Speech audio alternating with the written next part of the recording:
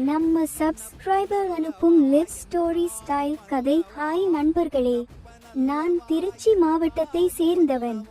எங்களோட குடும்பம் சாதாரணம்தான். என் அப்பா குமாரு, அம்மா மணிமேகலை. ஒரு நாள் என் அம்மா சொன்னாங்க, நட்சத்திரக்குறி நட்சத்திரக்குறி கனவில் சாமி வந்து சொன்னாரு, இது நடக்கும், நட்சத்திரக்குறி நட்சத்திரக்குறின்னு. நான் அந்த சமயத்தில் நம்பிக்கை இல்லாம இருந்தேன். அம்மா, இது கனவுதான் சொல்லிட்டேன்.